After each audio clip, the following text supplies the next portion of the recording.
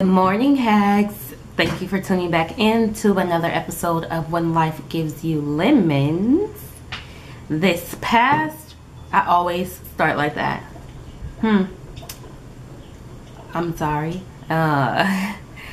So during the week of, what was it, April, today's the 2nd, so Friday, Thursday, Wednesday, Tuesday, Monday, Sunday. So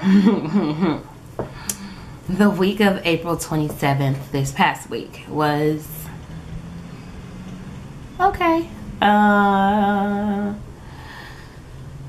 What happened?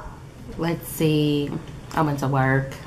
I worked out. I've been going ham in the gym, trying to lose these extra pounds that I put on from Cancun, and I am now down 8 pounds. So I'm 2 pounds away from my starting weight, so 7. So I'm 3 pounds away from my starting weight, like when I left for Cancun. So that's pretty cool. But nothing's been a really chill week. Very quiet, very uneventful, very low-key. I think like the biggest thing that I had to deal with this week was accepting the fact that I am a school district employee and I don't like work all year long per se.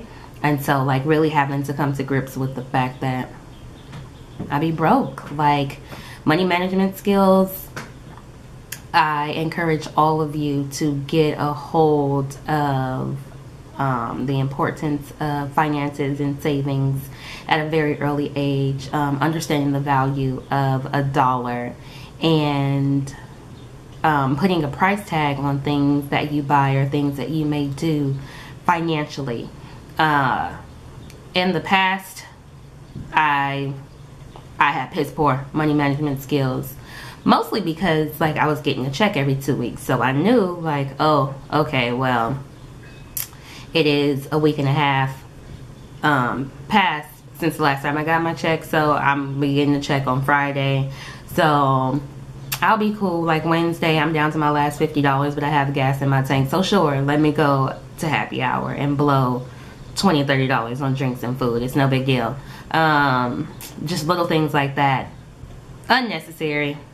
It makes no sense that I was living from paycheck to paycheck and really working for the school district, getting paid once a month, and not always having that full paycheck, because when the students are not in school, I don't have to go to work, and if I am not technically on calendar days to be at work, I will not get paid. So I'm a 10-month employee. I run from the start of the school year to June, and that's normally like the last week of August through the last week of June. But then in the month of November, I'm out for a whole week for the week of Thanksgiving, no pay, except for Thanksgiving and the day after Thanksgiving. So 3 days no pay, not a full check. Mind you, it's 10 months. So September, October, full checks. November comes, not a full check. And then December is Christmas break, winter break, however you'd like to call it. And that's 3 weeks. And it flows over into January. So December, I'm out for like 1.5 weeks. But I get Christmas Eve, and New Year's Eve, but still not a full check. And then January comes, I'm out for 2 weeks of January, and of those 10 working days, I only get paid for 1 of them. So that leaves January, not a full check. February, I get a full check and days off because of the holiday. March, for example's sake, we'll say March I get a full check. Sometimes spring break can flow, because my spring break is 2 weeks. So spring break could be the last week of March, the first week of April. So March may or may not be a full check. But for example's sake, let's just run with March being a full check. April comes along, and I am on spring break for 2 weeks. So I have literally missed half of my pay, which is a good $1,500. That's gone. And then May comes along. May's a full check, and then June comes. I'm not employed the entire month of June, so June isn't a full check. So of 10 months out of the year, for 10 months out of my paid year, I only get a real check for 5 of those months. So 5 out of 12 months, which means 7 months out of the year, I am making a percentage of what I'm supposed to be making. And this past week, I really had to accept that. If you have been looking at previous episodes, you know that I just came back from Cancun for spring break. Spring break was 2 weeks, and people are just like, oh, I know you had a ball, you went to Cancun, blah, blah, blah, blah. Yeah, and then I got my check, and I realized, dang it, we were out 2 weeks in April. So my check was half of what it was supposed to be. And it's a little depressing because of my age. Financially, it is not what I expect. Are the benefits great working for the school district? Yes. Yes, they are. It is an experience that is worth a million words. I work with special ed students, so it really is just heartwarming. But at the end of the day, money talks. And I'm not getting financially what it is that I need to get from my employer.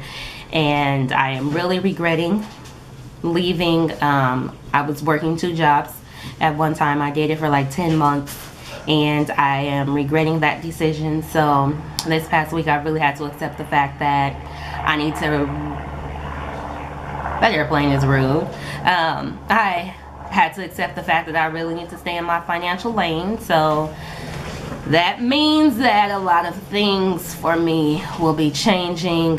Fortunately, I have been able to at least save this year, but that's going to all go down the toilet when summer rolls around. So, you know, it is what it is. I just encourage you all to not be that person that lives from paycheck to paycheck.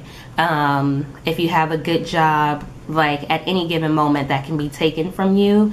So what you really want to do is you want to be able to financially survive. If you were to lose your job for any reason, you want to be able to survive for at least 6 months, a minimum. Like with the job market the way that it is these days, it took me 6 months from my previous employer to the school district. Now it took me 6 months to get this job. I want you all to just be as financially free as you possibly can. Don't get caught up in the hype.